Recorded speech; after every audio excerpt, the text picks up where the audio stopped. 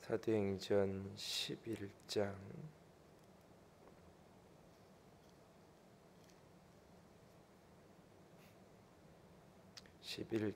19절입니다.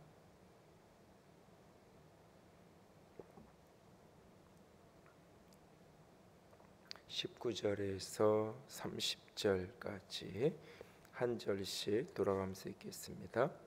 그때에 스데반의 일로 일어난 환란으로 말미암아 흩어진 자들이 베니게와 구브로와 안디옥까지 이르러 유대인에게만 말씀을 전하는데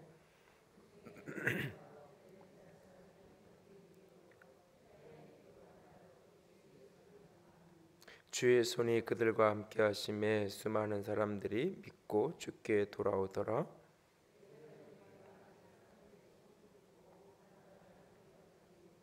그가 이르러 하나님의 은혜를 보고 기뻐하여 모든 사람에게 굳건한 마음으로 주와 함께 머물러 있으라 권하니,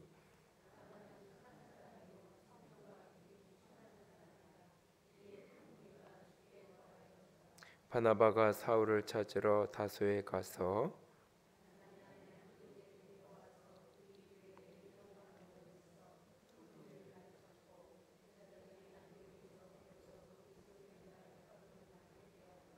그때에 선지자들이 예루살렘에서 안디옥에 이르니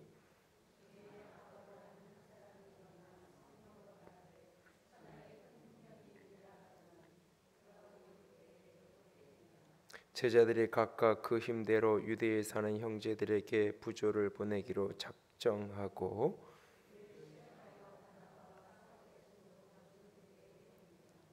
아멘. 안디옥 교회가 좋은 교회, 영광스러운 교회의 모델로 여겨지는 중요한 이유 가운데 하나는 균형이라는 이야기를 지난주에 말씀을 드렸습니다. 근데 이 균형이라는 것을 잘못 이해하면 기계적인 어떤 이렇게 평균을 맞추는 기계적인 균형을 이렇게 맞춰가는 것을 균형이라고 이제 오해할 수 있습니다. 오늘 이 안디옥 교회의 모습을 두 주 말씀드리면서 한편으로는 하나님의 역사와 사람의 역사가 함께 균형을 이루어야 되고, 또 하나는 말씀의 역사와 성령의 역사가 같이 균형을 이루어야 된다, 이런 얘기를 드렸는데, 이것이 그냥 기계적으로 이것이 50% 50, 사람이 하는 게 50, 하나님이 하는 게 50, 그게 이렇게 함께 해야 되는, 그리고 사람도 그 중에서 이름 없는 무명의 성도들, 그리고 바나바와 사울과 이런 어떤 목회 리더십을 가진 사람들, 이런 사람들의 역할이 50대 50, 이런 식으로 기계적으로 이렇게 반반씩 하는 것을 균형이라고 말하지 않습니다. 균형이라는 것은 결국 연합이고, 균형이라는 것은 통합이고, 이렇게 반반씩 섞여 있는 것을 이야기하는 것이 아니라 그 균형을 맞춤으로 결국 궁극적으로 그것이 하나 되어서 아름다움을 이루어가는 것. 그래서 균형 잡히는 것은 결국 아름다운 것으로 연결되어지고, 균형이 깨지면 거기에서 혼돈이 찾아오고, 그것이 결국 파괴와 멸망으로 이렇게 이어지는 것을 보게 되죠. 어떤 사람이 잘생겼다, 미남이다, 미인이다 라고 말할 때 그 핵심은 사실은 균형이 잘 맞아 있는 거예요. 그러니까 눈 하나만, 코 하나만 이렇게 띄어게 놓으면, 그래서 이렇게 혹시 성형외과를 가실 일이 있거든, 어디에서 이렇게 눈 하나만 띄어가지고 저 눈 만들어 주세요, 이러면 이제 엉망이 되는 거예요. 사실은 이게 전체적으로 이렇게 균형이 맞아야 되는 거죠.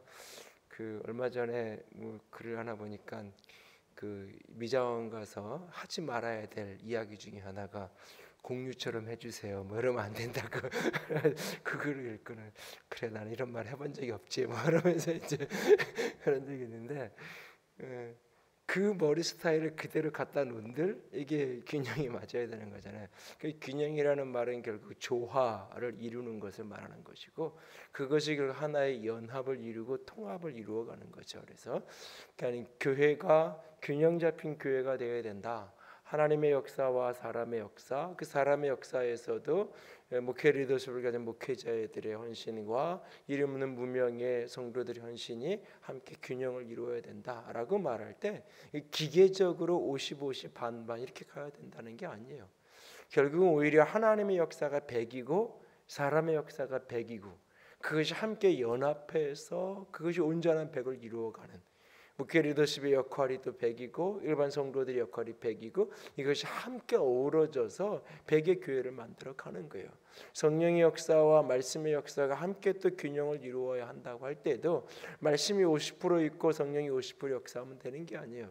성령의 역사가 100% 역사하고 말씀의 역사가 그 속에 100% 역사하고 그래서 모든 성령의 역사는 말씀의 역사로 해석되어지고 말씀의 역사가 동반되는 되어야 하는 것이고 모든 말씀의 역사 속에 성령의 조명하심과 깨닫게 하심과 그렇게 살아갈 수 있게끔 능력을 주시는 역사가 함께 어우러져야 되는 거예요. 그것이 100과 100이 함께 어우러져서 100의 역사를 만들어 가는 것입니다. 그래서 교회가 영광스러운 교회, 좋은 교회는 결국 균형 잡힌, 균형 있는 그런 모습인데 그것은 조화를 이룬 연합과 통합을 이룬 아름다움의 모습이라고 하는 것을 기억하기 원합니다.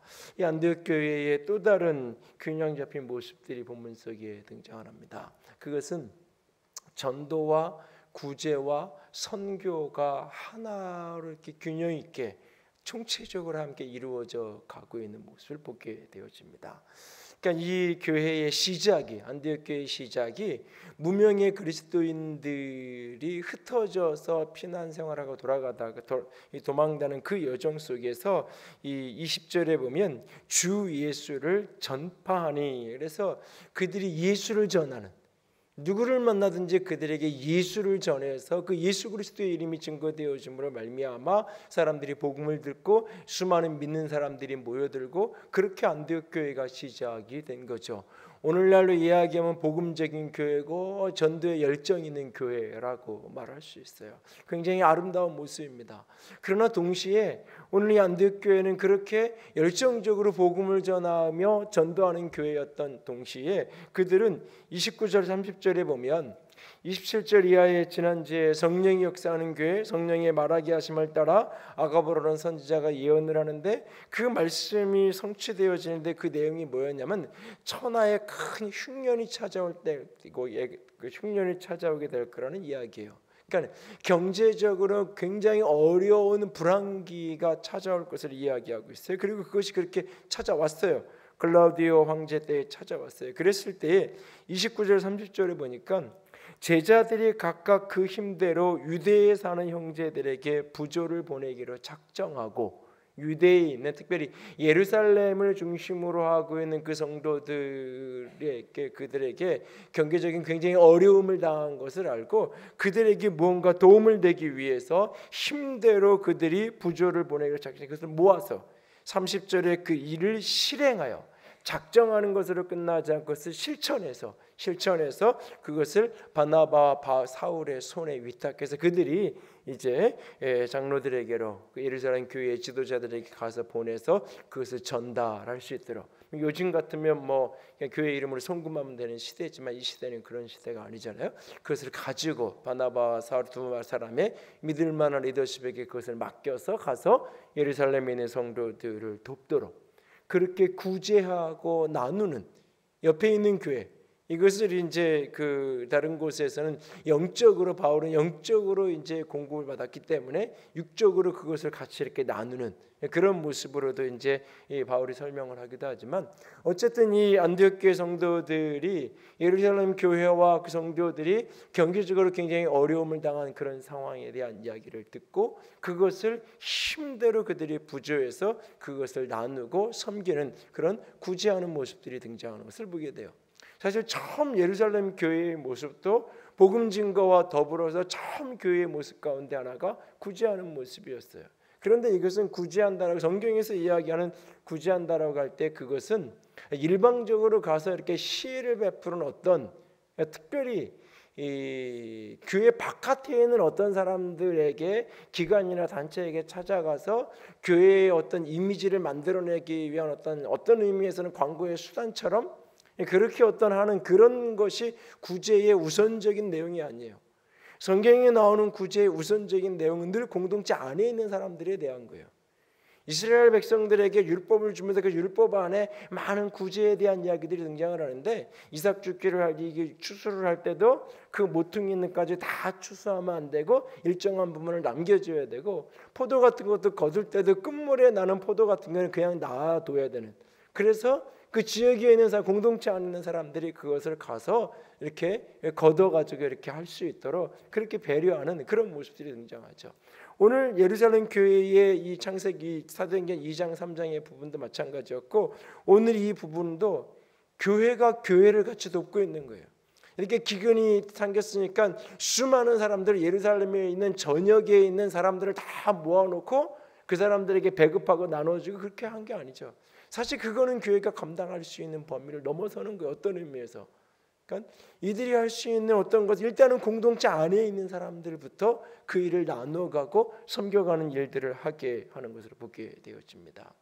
교회가 해야 될 중요한 사역 가운데 하나가 있다면 영혼들에게 예수 그리스도의 복음을 전하는 것뿐만 아니라 공동체 안에서 또는 더 이제 확장되어 간다면 공동체 밖에 되는 영혼까지도 확장이 되어 가겠죠. 그렇게 물질을 나누며 구제하고 섬겨가는 모습까지 우리가 나아가야 할 거예요.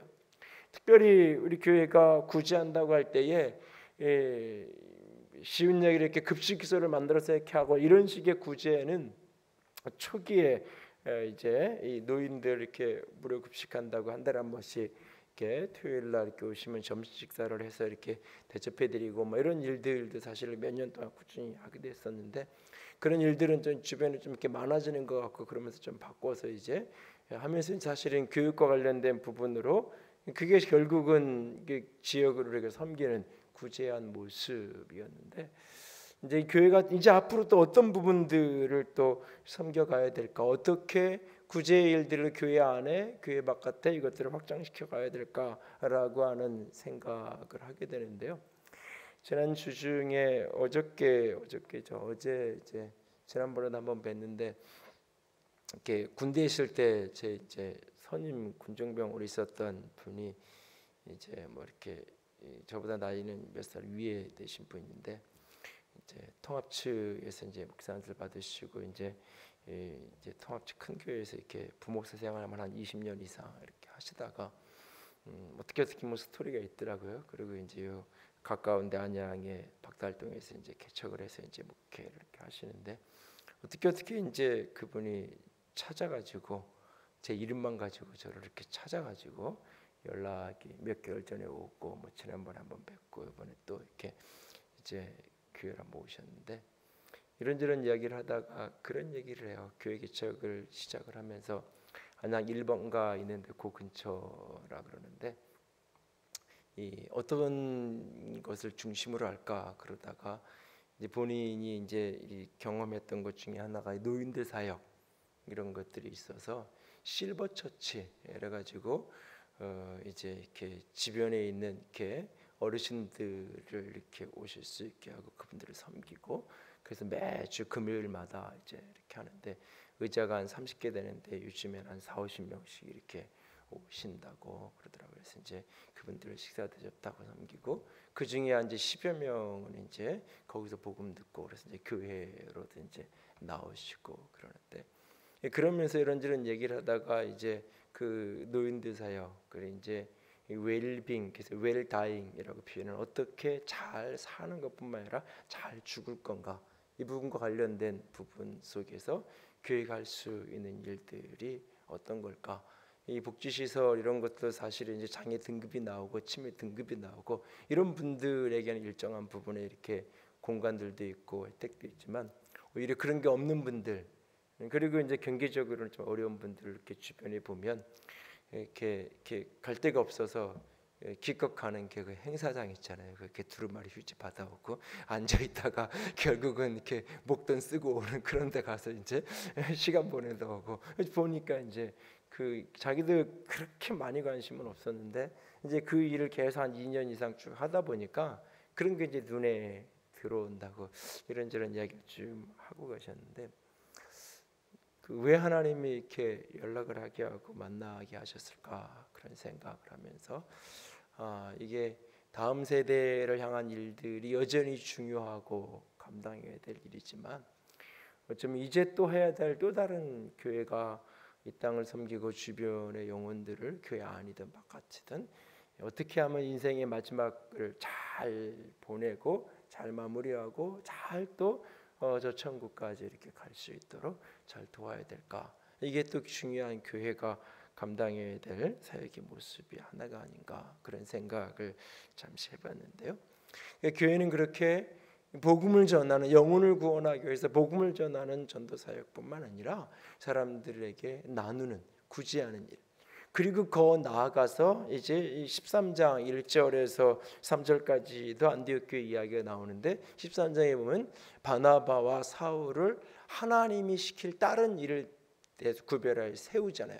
결국은 선교사로 파송하는 거잖아요. 그래서 안디옥 교회가 최초의 이방인들로 구성된 교회였고 그 교회가 최초로 이방인 선교사를 파송한 교회 최초의 이방인 교회인 동시에 이방인 선교사를 파송하는 교회로 안디옥 교회가 사용되게 되잖아요. 그래서 결국 바나바와 사울이라는 두 사람을 선교사로 파송을 하게 되는 모습이 사도행전 13장에 보면 등장을 하게 되죠. 그러니까 교회가 그러니까 오늘 이 땅에서 이 지역에 있는 영혼들과 사람들에게 예수의 복음을 전하는 것 공동체 안팎에 있는 영혼들 가운데에 힘들고 고단하고 어려운 사람들을 나누고 돕는 구제하는 사역들 그리고 복음을 들고 이방의 땅에 아직 복음이 들어가지 않은 선교지에 복음을 전하는 선교의 사역을 하는 이 모습이 교회 안에 함께 어우러져 있는 모습을 보게 되는데 어떤 교회는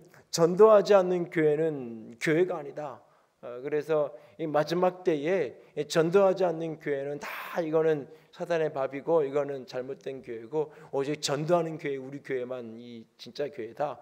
그래서 교단 이름도 전도 총회 뭐 이렇게 만들어 놓고 그렇게 하는 경우도 보게 되는데 오직 그것만 분명히 그게 맞는 이야기에 틀린 이야기는 아니에요. 그런데 그것만이 아니라 그것도 사실 이어져야 되는 거죠.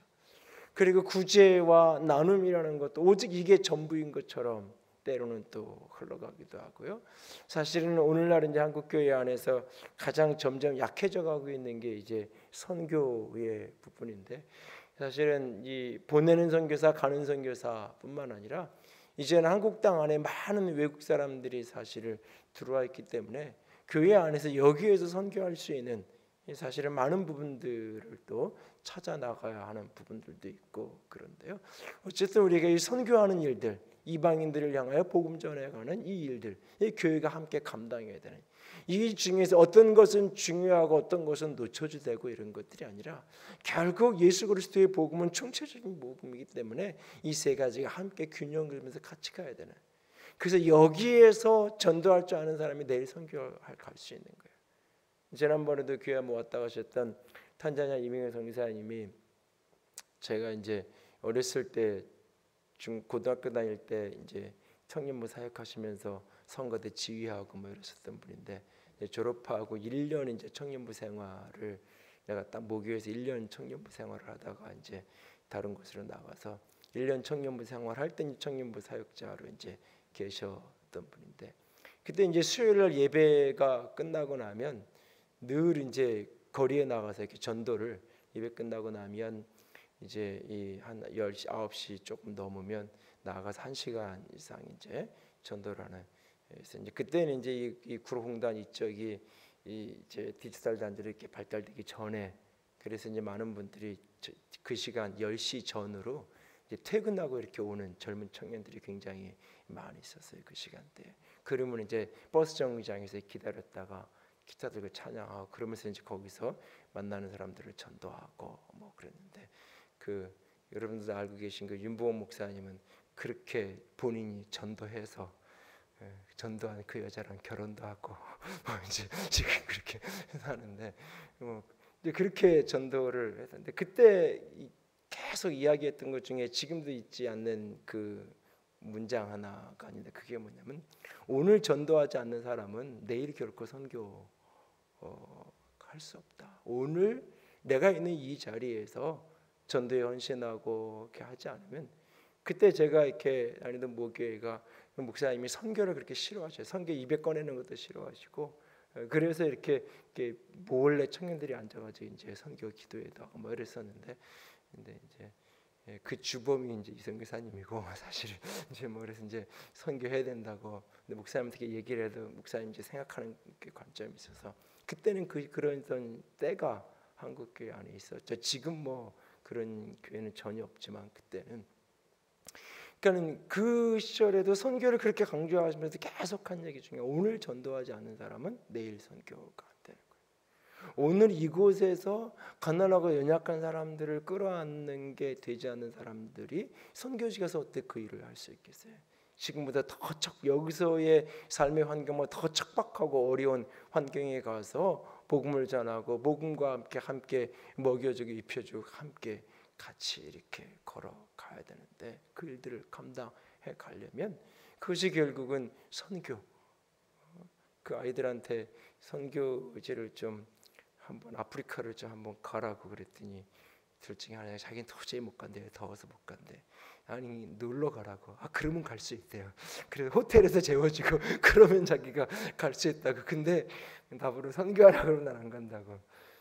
정말로 우리 때는 그 보내만 줘도 누가 돈을 안 대줘서 못 갔는데, 이게 가라고 이렇게 등 떠밀어도 별로 이렇게 요지부동 마음이 별로 없더라고요. 근데 우리가 선교에 대한 것들도 다시 한번 교회 안에서 사실은 회복되어지고 자꾸 일어나야 되지 않나, 그런 생각을 요즘에 하는데요. 교회가 전도사역, 전도하는 것, 그리고 구제하는 것, 선교하는 것, 이것은 서로 떨어져 있는 게 아니라 같이 맞물려 있는 거예요. 내가 누군가한테 전도하려면 뒤에 그 사람이 배를 골고 있으면 그 사람에게 지금 예수님 이야기만 할 수 없잖아요.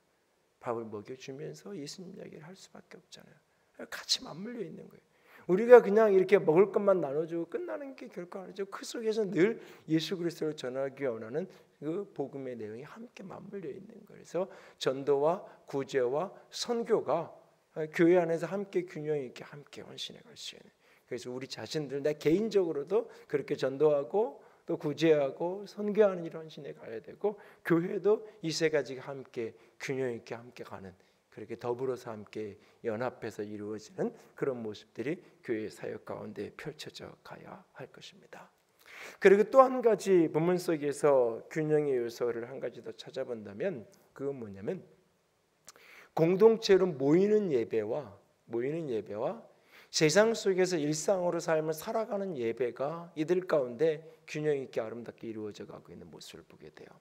13장 1절에서 3절의 내용을 보면, 그들이 모여서 주를 섬겨 금식할 때에 하나님께서 성령으로 너희들 가운데 내가 시킬 일을 위해서 바나바와 사울을 따로 구별하여 세우라고 말씀하시잖아요. 지난주에도 말씀드렸다고 해서 거기에 섬겨라고 해서 예배라고 그랬어요. 그리고 바로 13장 3절에 가면 기도하고 금식하는 모습이 나와요. 그러니까 이것은 그들이 모여서 함께 기도하면서 말씀을 나누고, 그들이 하나님께 금식하면서 기도하면서 하나님께 예배하며 나아가는 그런 모습들이라고 할 수 있어요. 안덕교회는 그렇게 모여서 하나님께 예배하는, 모여서 같이 기도하고, 모여서 같이 금식하고, 모여서 같이 찬양하고, 모여서 같이 말씀을 배우고 말씀을 전하고, 그런 모습들이 안디옥 교회 안에 굉장히 활성화되어서 잘 나타나고 있는 것을 보게 되죠. 그렇게 모여서 하나님께 공동체로 예배하는 모습들이 안디옥 교회의 중요한 모습으로 등장을 해요. 그러나 또한 동시에 이 안디옥 교회에서 지난주에도 잠깐 설명드렸던 것처럼 비로소 그리스도인이라 일컬음을 받게 되었다라고 말하고 있어요. 안디옥 교회에 와서, 그 안디옥이라는 도시에 와서야 비로소 예수 믿는 사람들이 그리스도인이라고 불려지기 시작했다. 세상 사람들에게 그렇게 불려졌다라고 말하고 있어요. 이 그리스도인이라고 세상이 교회를, 성도를 부른다는 이 고백 속에는 이중적인 하나는 비난과 조롱과 손가락질의 의미가 그 속에 있고, 또 하나는 그 성도들에게서 예수 그리스도의 향기가 나는 거예요.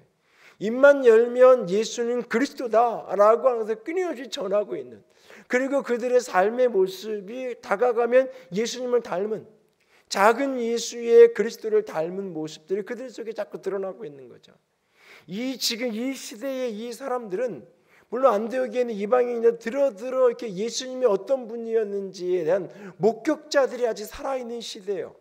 예수님의 생애를 살아계신 예수님을 직접 목격하고 만났고 그것을 증언하는 사람들이 여전히 살아있는 그런 시대에 이 교회가 예수는 그리스도라고 끊임없이 전할 때에 그 전하는 그들의 말이 권하는 고백이 그들의 삶과 유리되지 않은 채로 그들의 증언들이 나타났기 때문에 그들의 모든 모습들을 보면서 안디옥 교회에서 사람들이 그 도시 사람들이 그리스도인이다라고 부르게 되는 거죠. 그리고 이것이 역사 속에서 결국은 크리스찬, 그리스도인, 성도의 또 다른 이름으로 결국 역사 속에서 그렇게 정착되게 되는 거잖아요. 이것은 다른 말로 얘기하면 이들의 삶의 모습들이 일상에서의 삶의 모습이 그리스도의 정신을 가지고 살아가는, 그리스도의 가치를 가지고 살아가는.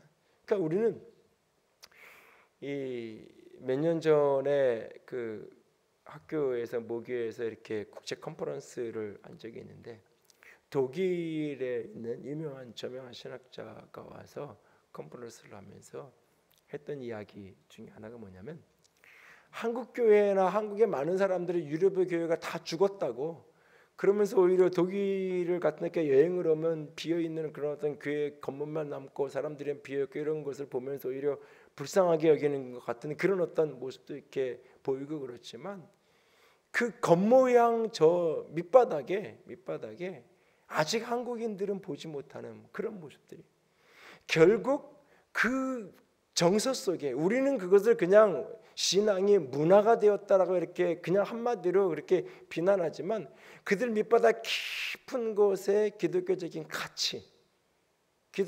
가치가 밑바닥에 깊이 배어 있다는 그런 가치관이, 크리스찬으로서 내가 기독교인이 되는 것으로 끝나는 것이 아니라 신앙의 가치, 예수를 믿는 사람으로 끝나는 것이 아니라 예수 그리스도의 정신이 이 밑바닥 깊은 곳에 이렇게 녹아 있는 그 가치가 그 문화 속에 정사 속에 같이 맞물려 있다는 거예요. 그 삶의 성실성뿐만 아니라 특별히 연약한 사람, 특별히 독일인들이 이 아프리카에서 넘어온 많은 사람들의 문을 활짝 열고 그 많은 부분들을 받아들여요.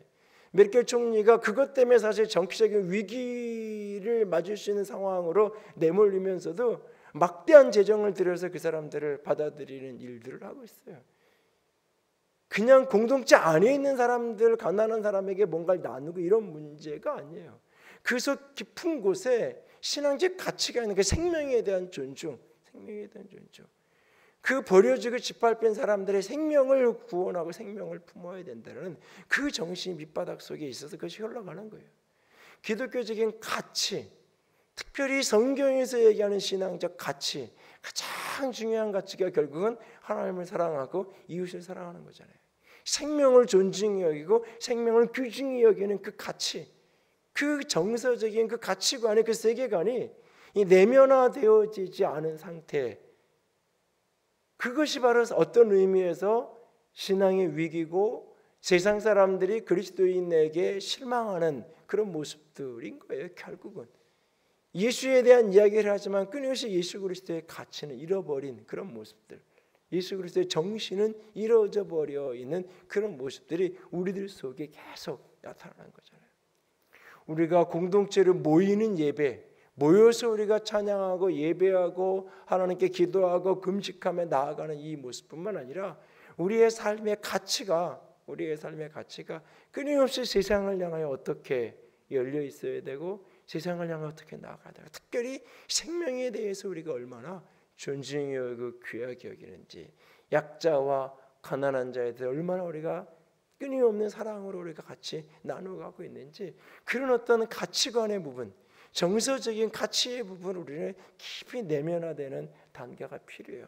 이 단계가 그러니까 신앙교육이라는 게 예수를 구주하심으로 영접하고 예수 믿는 것으로 끝나는 것이 아니라 신앙적 가치로 삶을 살아가게끔 이 내면에서 자꾸 그것이 빚어지는 그런 신앙적 가치가 내면에 되지 않으면 젊은 세대들이 끊임없이 세상으로 왜냐하면 더 즐거운 건 얼마든지 있고 더 이상 이제는 언젠가 옛날에도 말씀드렸잖아요.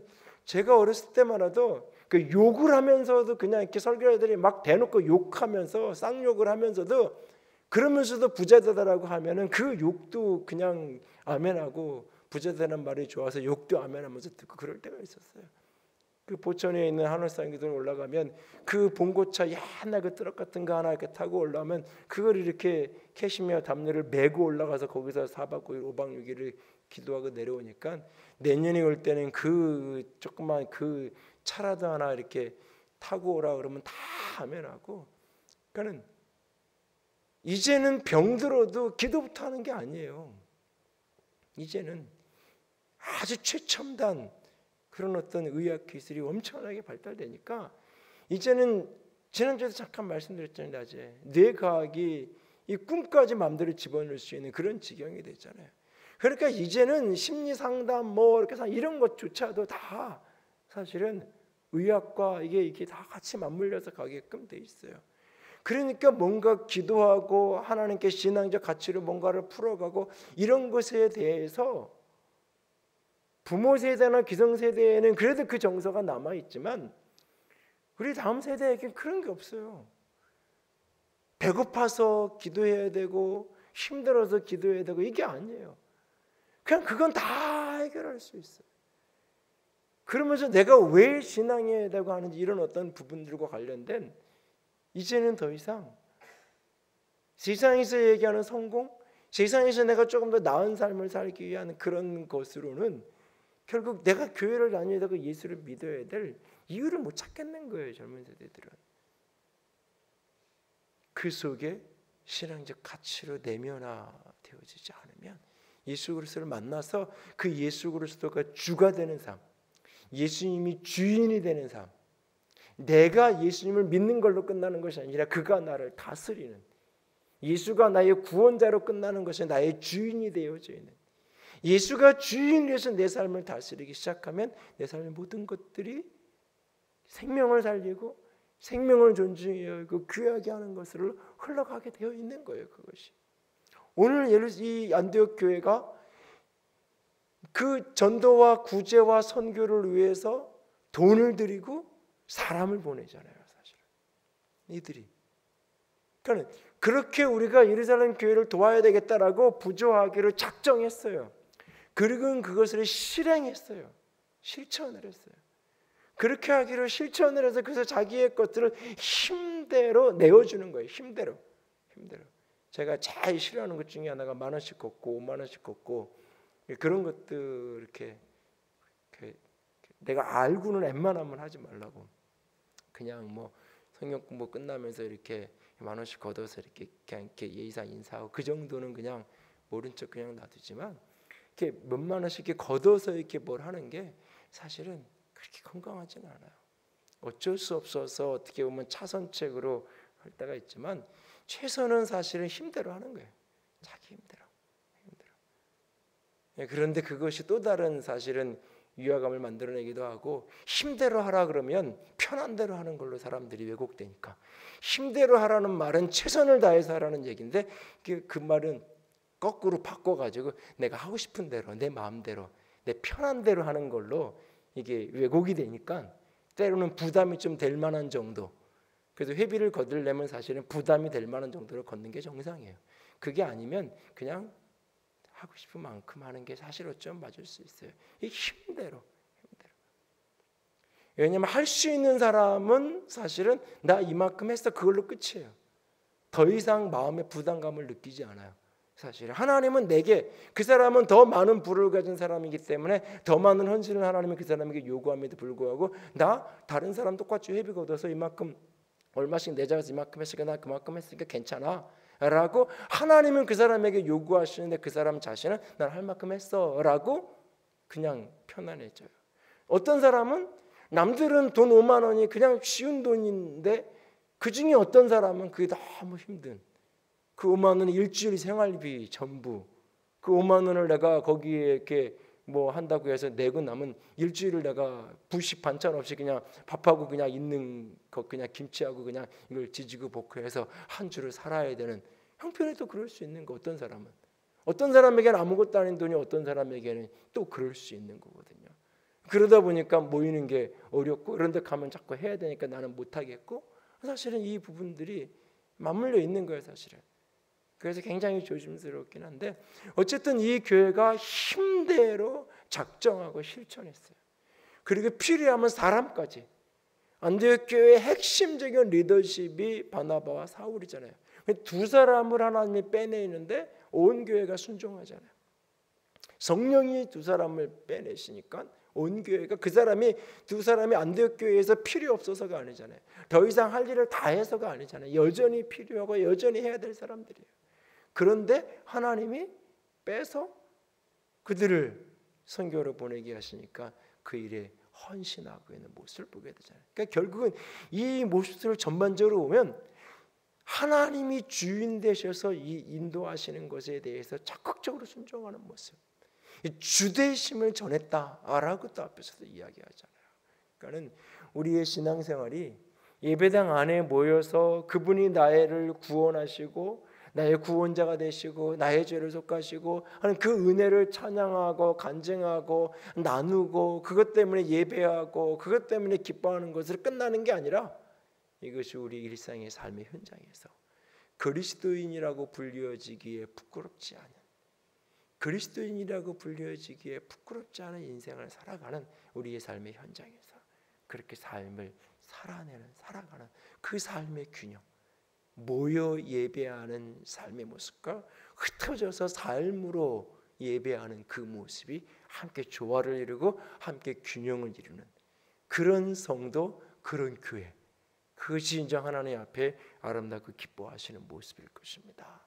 오늘 이 안디옥 교회의 모습들을 보면서 균형 있는, 조화로운, 함께 연합된 그런 교회의 모습, 그런 신앙인의 모습이 되기 원합니다. 안디옥 교회의 모습들을 가슴에 품고 더불어서 교회를 위해서 기도할 때도 기도하고 여러분 자신이 그런 사람 되기를 늘 소원할 수 있게 합니다.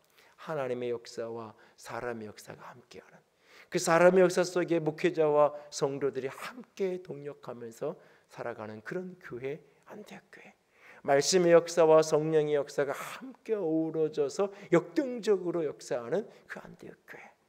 전도와 구제와 선교가 함께 총체적으로 이루어지는, 내 가장 가까이 있는 사람에게 예수를 전하고 내 곁에 공동체에 있는 연약하고 힘든 사람과 같이 나누고, 그리고 저 이방 땅의 영혼들을 위해 사람을 보내고 재정을 보내고 헌신하는 그런 교회. 모여서 예배하는 예배뿐만 아니라 일상의 삶의 현장에서 예배하는 그 예배가 함께 어우러져 있는 그 모습, 이것을 함께 우리가 아름답게 빚어가고 만들어가는, 그렇게 삶을 살아낼 수 있는 우리들이 될 수 있기를, 그런 교회가 될 수 있기를 주님의 이름으로 부탁을 드립니다. 기도합니다. 이 시간 교회를 위해서 기도합시다. 그리고 여러분 자신을 위해 기도합시다. 하나님, 안디옥 교회처럼 균형 있는 조화로운 그런 역동적인 아름다운 교회가 되게 하시옵소서. 내가 그런 신앙인이 되게 하여 주시옵소서. 아버지, 균형을, 조화를, 연합을 잃어버리지 않도록 주님 도와주시옵소서. 같이 기도합시다. 사랑의 하나님, 영광의 하나님, 주님만을 찬양합니다. 주의 생명과 주의 소망과 주의 사랑 가운데 한 걸음 한 걸음 끊임없이 믿음으로 나아가기 원합니다. 온전한 사랑하심과 온전한 소망하심과 온전한 열정 가운데 주 앞에 서기를 원합니다. 아버지 도와주시옵소서. 아버지, 전도하는 교회 되기 원합니다. 구제하고 나누는 교회가 되기 원합니다. 선교하는 교회가 되기 원합니다. 전도와 구제와 선교가 하나로 아버지 조화를 이루게 하여 주시옵소서. 모여 열정적으로 예배하고 찬양하는 것뿐만 아니라 삶의 현장에 흩어져서 아름답게 살아갈 수 있는 주의 사람들 되게 하여 주시옵소서. 우리가 모일 때나 흩어질 때나 함께 할 수 있는 영광스러운 교회, 영광스러운 공동체로 설 수 있도록 아버지 당신께서 도와주시옵소서. 주님만 더 깊이 바라보고 또 의지하며 한 걸음 한 걸음 다가갈 수 있도록 영광의 주께서 붙들어 주시고 함께하여 주시옵소서. 생명의 빛과 은혜 가운데 풍성함으로 충만함으로 가득함으로 주님 도와주시옵소서. 영광스러운 교회, 안디옥 교회 같은 교회가 되게 하시고 내가 그런 그리스도인이 되게 하여 주시옵소서. 주님 사랑합니다. 주의 이름으로 축복합니다. 아름다운 교회, 안디옥 교회, 바로 우리 교회가 그런 교회가 되어지게 하시고 우리들 한 사람 한 사람이 그런 영광스러운 사람들 되게 하여 주시옵소서. 균형을 잃어버리지 않게 하시고 아름다움의 조화를 만들어가는, 연합하여 아름다움을 빚어가는 우리 모두가 되게 하여 주시옵소서. 주님 찬양합니다. 주의 이름으로 축복합니다. 우리 주님 이 예수님 이름으로 기도드렸습니다. 아멘. 이제는 우리 주 예수 그리스도의 은혜와 하나님 아버지의 놀라우신 사랑하심과 성령 하나님의 교통하시며 기름 부으시는 그 은혜가 오늘도 주님만을 깊이 사랑하며 영광스러운 교회, 아름다운 교회를 빚어가기로 소원하고 작정하는 모든 이들 위해 이제로부터 영원토록 함께 있을지어다. 아멘.